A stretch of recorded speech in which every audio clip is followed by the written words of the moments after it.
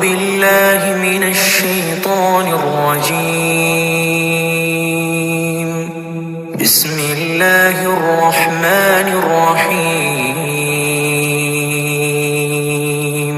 ومن الناس من يقول آمنا بالله وباليوم الآخر وما هم بمؤمنين،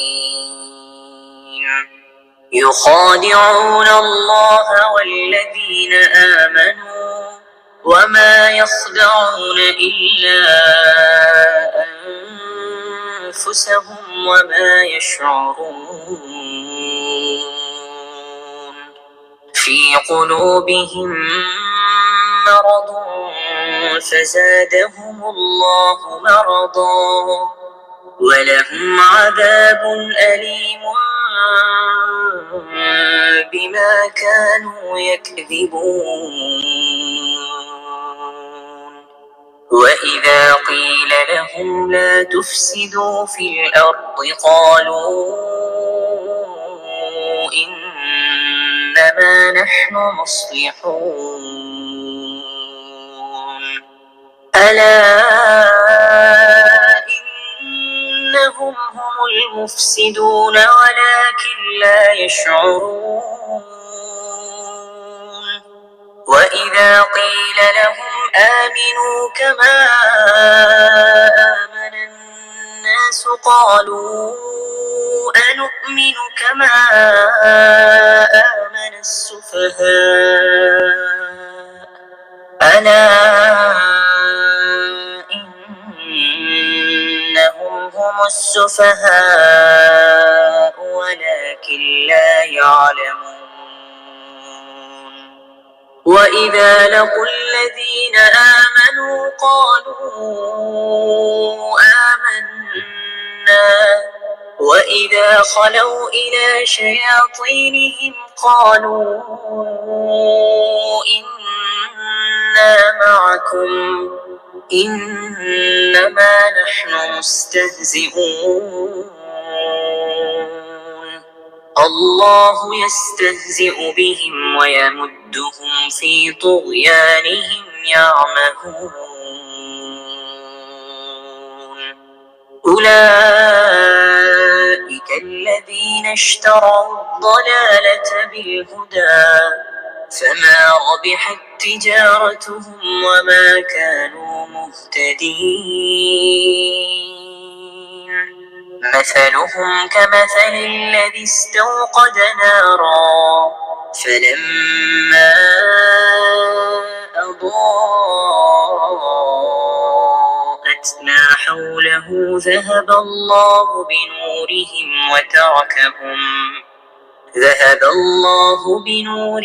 وتركهم في ظلمات لا يبصرون. صم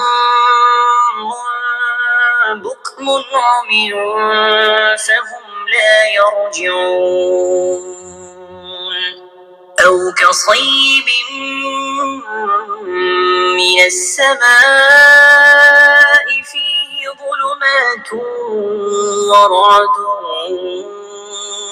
وبرق يجعلون أصابعهم في آذانهم من الصواعق حذر الموت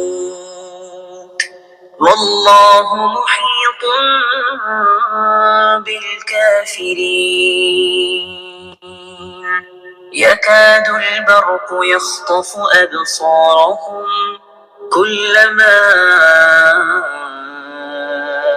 أضاء لهم مشوا فيه وإذا أظلم عليهم قاموا ولو شاء الله لذهب بسمعهم وأبصارهم إن الله على كل شيء